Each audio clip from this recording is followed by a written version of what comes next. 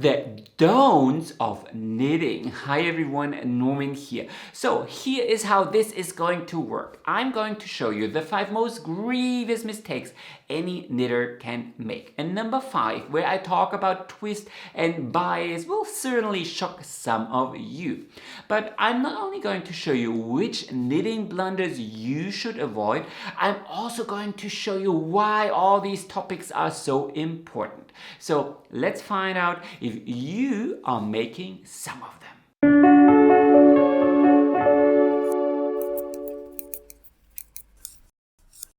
If you ask me, the number 1 cardinal sin in knitting is trying to wing it. Don't. Knitting simply does not work like that. If you read a pattern and go like, well, I'm usually an M and the pattern suggests to cast on 140 stitches. I don't have the same yarn, but let's just cast on 140 stitches anyway.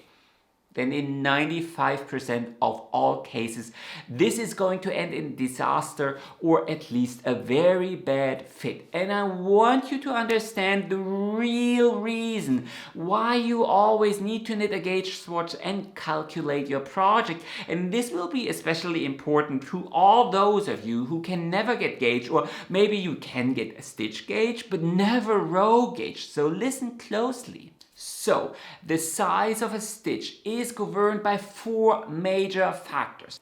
First and foremost is the size of your yarn, so the actual diameter of your thread. So I can take a super chunky yarn and knit it on 3mm needles, and yet the resulting fabric will not be all that much smaller compared to using 10mm needles. Why? Because if I wrap the yarn around the needles, the width of the yarn, so the actual diameter, will define the minimum stitch gauge I can achieve. Even if I knit it with like 1mm needles or so, these 10 stitches will at least, be 4 or 5 centimeters, 2 or so inches wide. Number 2, the size of your knitting needle. So the barrel of your knitting needle defines the minimum diameter of each stitch. So I can pull as tight as I want after each stitch, but my stitch won't get smaller than my knitting needle plus the height of the yarn. So that's the minimum row gauge you can achieve, if you will. Again, if you knit with 1mm needles or so, 10 rows will be still, 4 centimeters or 2 inches high. And this is important because it might explain why you simply cannot achieve row gauge, because the designer uses a yarn that is thicker or thinner despite having the same yardage. So this is very important. Number 3, material and tension. So whenever I knit a stitch, I tighten up while the stitch is still on the needles. This is to ensure that all stitches have the exact same size. I also try to keep my needle tips rather close. Others don't tighten up and keep the needles rather far apart and more or less lift the stitches off the needle using the gap. Now, do whatever you prefer, but these 2 factors will define how far each stitch is apart from the previous one and how large the individual loops will end up.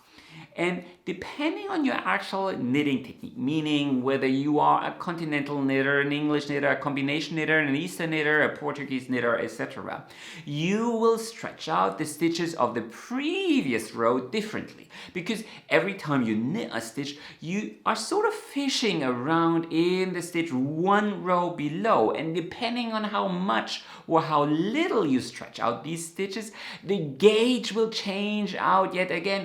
Compare like a combination knitter purling to someone doing the Norwegian purl. There is a world of a difference in terms of stretching out the stitch 1 row below. And the 4th factor is, of course, the fiber itself, because there are fibers that stay more or less put after washing, while others, for example, cotton or alpaca yarn, are famous for shrinking or wearing out dramatically after washing, and even two different skeins of sheep wool, where one is superwash, meaning it's rather slick and slippery, and the other is natural untreated sheep wool, meaning it felts easily, will behave differently. And even two untreated skeins of sheep wool, where one is merino yarn, so it doesn't have all that much crimp, and the other skein is corridor, which has a lot more crimp and will thus be a lot more stretchy, will influence your gauge despite, picking sheep wool like the designer said. And it is just as important to realize that yarn sizes are not standardized at all. So especially in the US, yarn sizes such as 1, 2, 3 or medium, bulky, chunky, super chunky are very popular. Or classification systems such as fingering, DK, worsted or so. Very popular. Here in mainland Europe they are not used at all, simply because they just don't make any sense. Any spinner will be able to confirm that it is virtually impossible to create two threads using two different fleeces that have the exact same specifications. So if you buy fingering weight yarn from two different brands and use the exact same needles to knit the exact same project, you will have a different gauge. And even if you buy fingering weight yarn from the same brand, but one is alpaca yarn and the other is, cotton or sheep wool, and you again knit the same project, you will have a different gauge yet again. And even if two skeins have this exact same weight to yardage ratio, meaning it's 100 grams are, 50, 100, 200 meters, that doesn't mean that the actual thread has the same diameter. And because it doesn't have the exact same diameter, it also means you will have a different gauge. So to come back to the initial question, if you were to wing a project or knit a pattern without a swatch, you have to bet on the fact that your yarn has the exact same specifications, you are knitting with the exact same tension and knitting technique as the designer, and you are using the exact same needles. And no, just because two needles are marketed as 3 millimeters doesn't mean they actually have 3 millimeters, but some are maybe 2.95 millimeters and the other will be 3.05 millimeters, and these differences, they stack upon each other. If you put it together, there are like 10 different factors that will govern the size of your resulting project. 10 variables you need to account for, and this sets knitting or crochet as well apart from so many other crafts, because you are creating the object and the base material, aka the knitted fabric, at the same time. Very few people that sew, embroider, do pottery, whatever, create their own materials. They buy them, and thereby there are just so many less variables, because you could buy the exact same fabric, the exact same clay as the designer, and this will make patterns for those crafts so much more reproducible. So always, without a doubt, obtain gauge, measure properly, and then try your work in progress on frequently, and then adjust accordingly. Everything else ultimately just means you need to do more work, and who has time for unraveling needlessly? And this brings me directly to my second biggest don't in knitting. Don't ask others about your preferences. I can't even count how often I get questions like, what's the best cast on for garter stitch? The best selvage for seed stitch? The neatest binder for a sweater? The best heel for a pair of socks? And if you ask me, that's like asking, what's the best perfume or the best painting ever created? So to keep it with knitting, a lot of people enjoy the tubular cast on, and indeed it creates a super invisible edge for a 1x1 rib stitch. Yet I personally don't enjoy knitting it, and I don't enjoy the way it looks. And I rather use an alternating cast on, where I cast on one knit stitch and followed by one purlwise. And also, so for example, a lot of people are obsessed with a symmetrical binder off and cast on edges. They want both edges to look the same. And I mean, certainly you can do that. You can start each project with a provisional cast on and then bind off both sides using the exact same techniques. Yet I personally would never do that. So if you ask me, you would never get the answer you are actually searching for.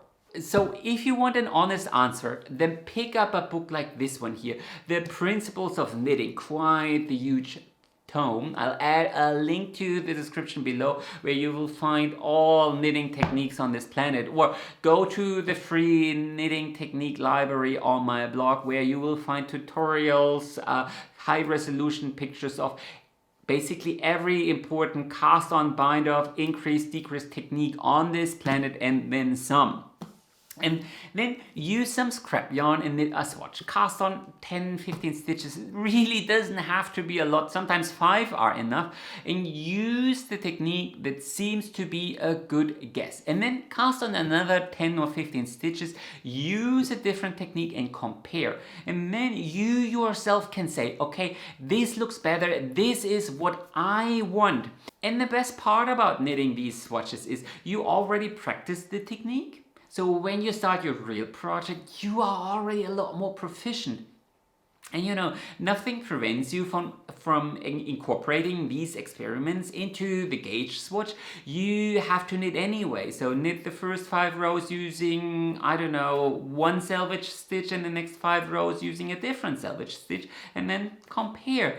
And this is very, very important because I often get questions like, can I use the Icelandic binder for a 2x2 rib stitch? So my personal opinion would be, it looks better for a garter stitch. But technically speaking, nothing prevents you from using the Icelandic binder for a 2x2 rib stitch. And you have to decide whether you like it or not. I can't really tell you. And also, when it comes to structural differences like the stretchiness, because you might be a tight knitter, I might be a loose knitter, a stretchy bind off that I would never use because it's too stretchy, it might be perfect for you. So how do you think could I tell you? How do you think? I mean, I can give rough recommendations, but ultimately you need to decide. Number 3, don't become trapped in your own preferences. So if there's one mount knitters are willing to die on, then it's the age-old debate of circulars versus double-pointed knitting needles for knitting in the round. And it's no big secret, I'm team double-pointed knitting needles. I find magic loop for knitting socks, you know, it's just too cumbersome, too slow, too annoying, and for me it yields inferior results. And you know, let's not get started on knitting socks 2 at a time.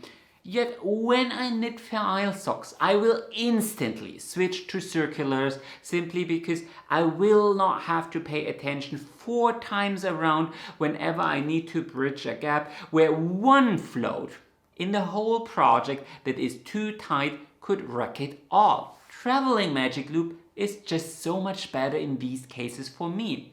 And the opposite is true for gloves. Sure, you can absolutely knit that pinky finger with 12 stitches to the round with circular knitting needles. However, it is incredibly easy to mess up your stitch definition because you need to pull all these cables all the time through all these stitches, and you know, ladders are very, very likely. And to stick with that very example, I always say use 5 double-pointed knitting needles because this will yield better results, simply because it will decrease the tension on the gaps, and the ladders are less likely. Yet for that very pinky finger of a pair of gloves, I will use 4 double-pointed knitting needles because the stitch to gap ratio would otherwise be just too high. Then you would have, like, after every 2 stitches you have 1 gap, and you know, even a non-knitter will be able to tell you that might not be the best idea.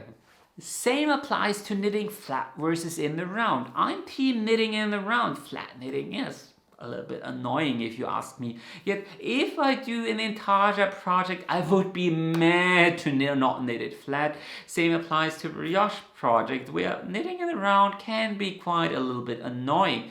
Well, the opposite is true for Vereil, where knitting it flat is probably twice as complex because you can't really read your knitting on the wrong side.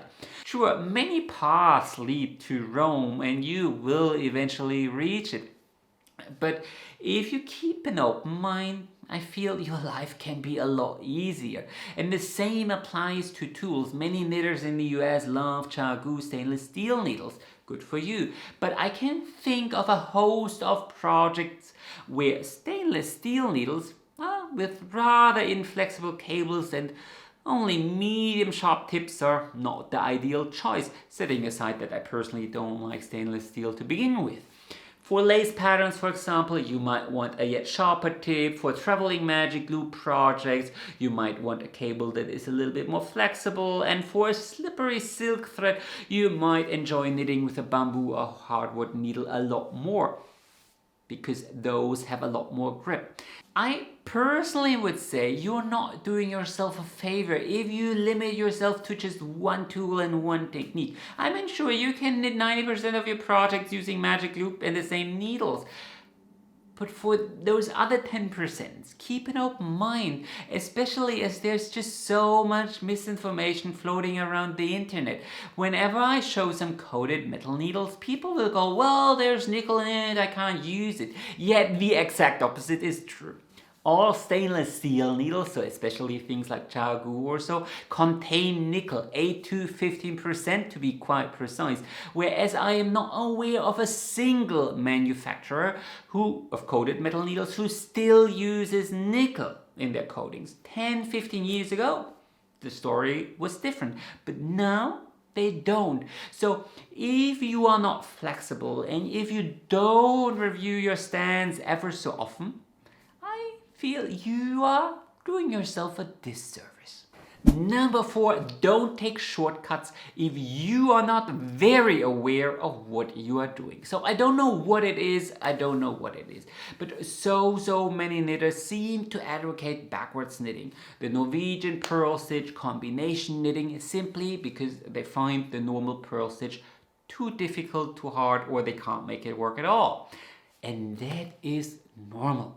From a scientific point of view, a purl stitch is nothing else but trying to knit a knit stitch from the wrong side. It's like walking backwards. It cannot not be more difficult simply because your working yarn is tensioned in the wrong direction. The only exception, and to stick with the example, would be if you turn around your kneecaps and then, walking forward would be more difficult. Just like in a combination or Eastern knitting where you'd wrap the yarn around clockwise so the purl stitch is easier, but then all knit stitches and knit-based increases and decreases are a little bit more complicated.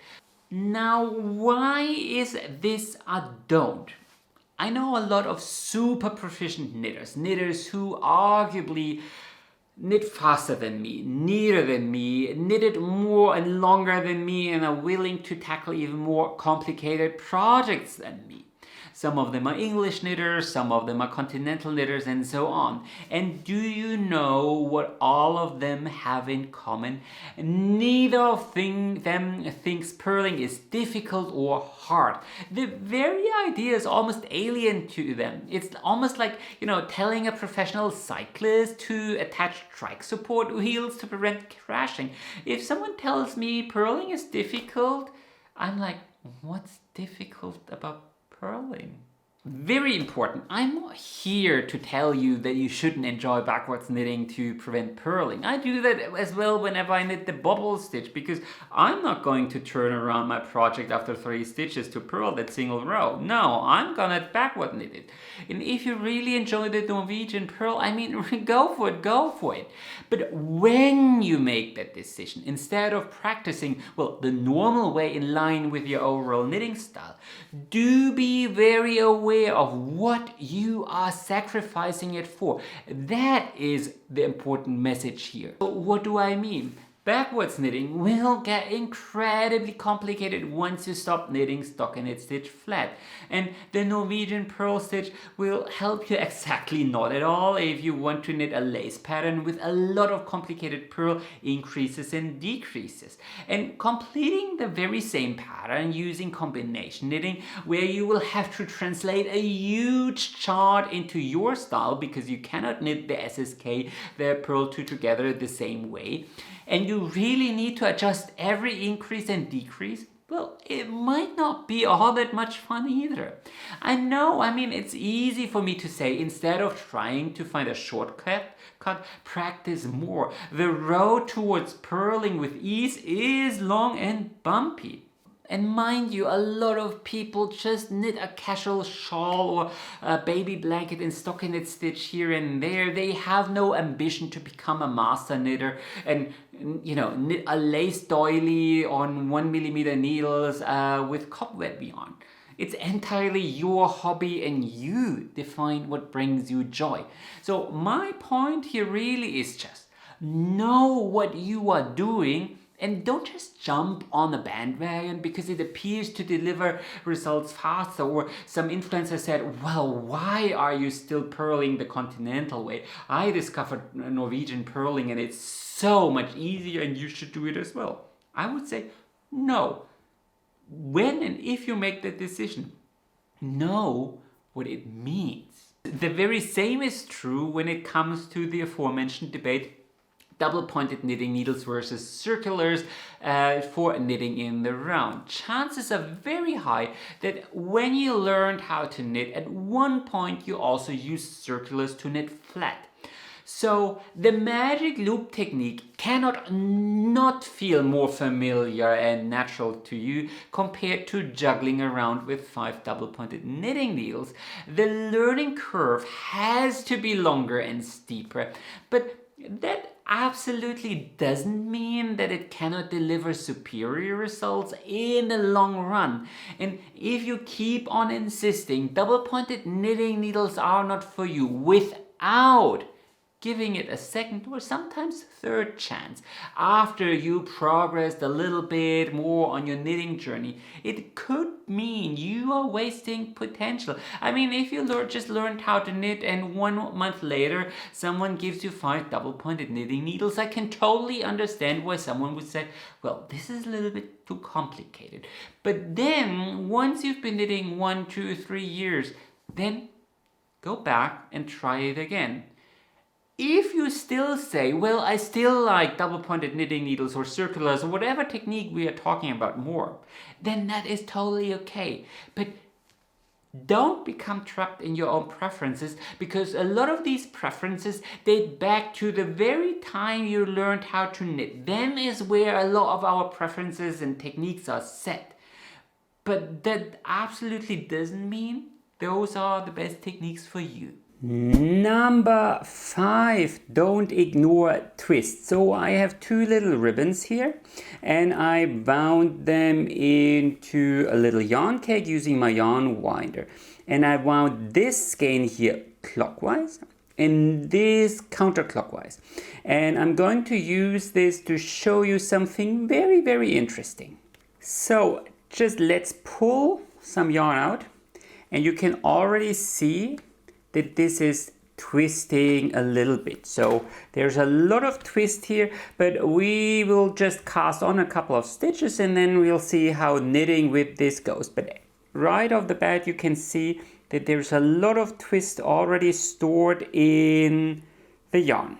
So I just cast on 10 stitches and I'm just knitting across here, and I want you to pay close attention here to my index finger, because right now that ribbon is flat, but as I knit along, all the twist here in the yarn gets transferred into my knitting. See, it's not flat anymore. All that twist gets transferred into my knitting with every single stitch that I make.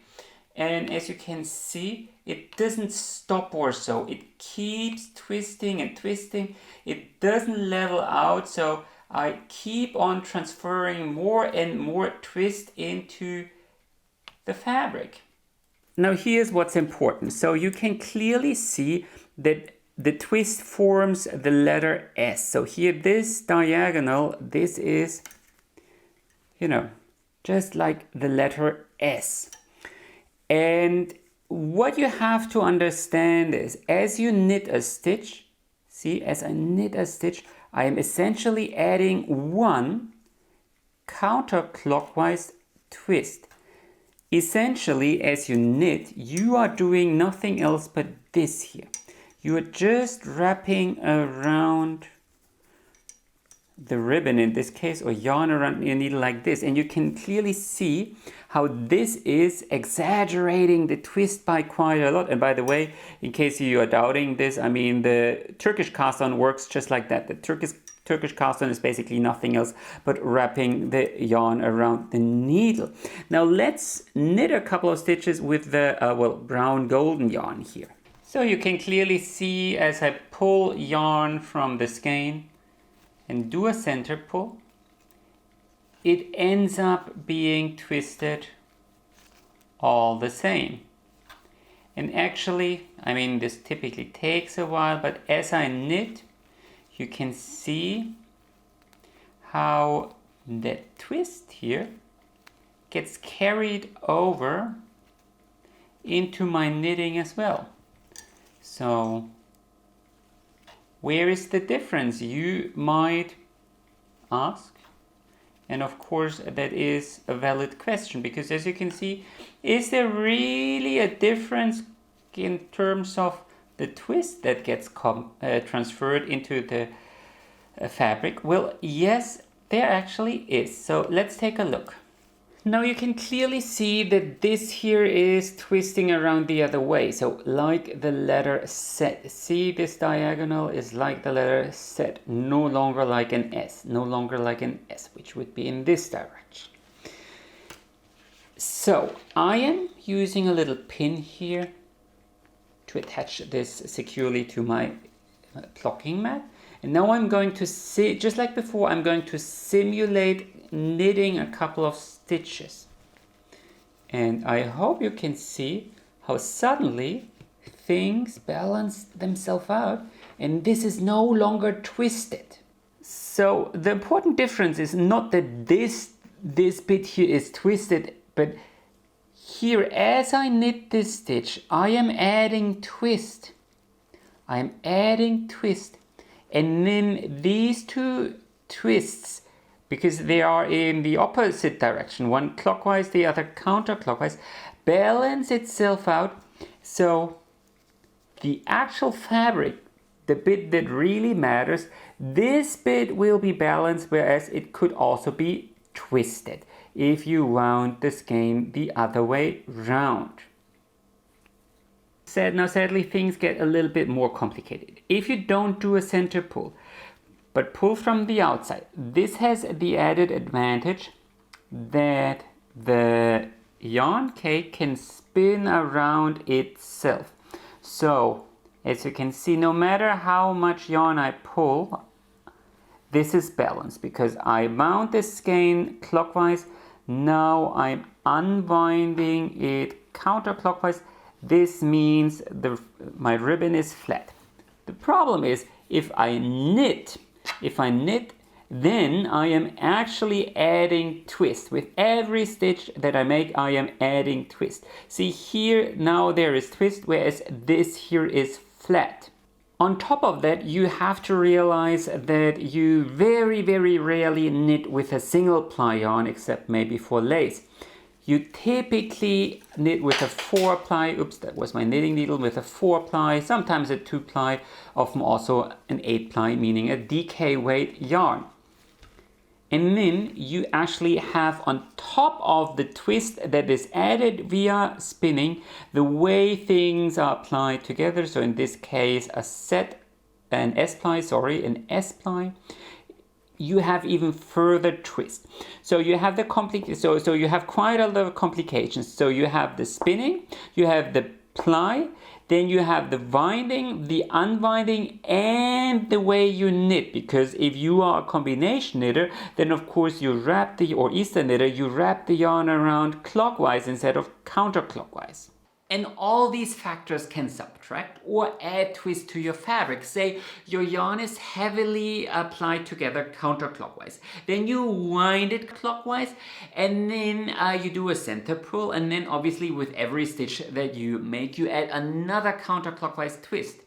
Then this can lead to bias where your fabric seems to be slanting towards the left, and your cables, but especially your ribbings, they look very weird, and the ribs are not straight anymore, but they slant to the left, and the reason of course is twist. Too much twist in your fabric. Now, important, because I can already see the questions coming.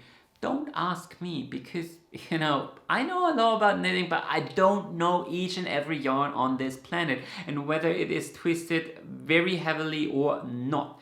You can only knit a swatch and try out. And this is why swatches are so important, because you are knitting a project in stockinette stitch and your yarn has a lot of twist. You knit the swatch and your stockinette stitch looks weird. But use the very same yarn to knit ribbing, or rather a cable design, and suddenly things can look very fantastic.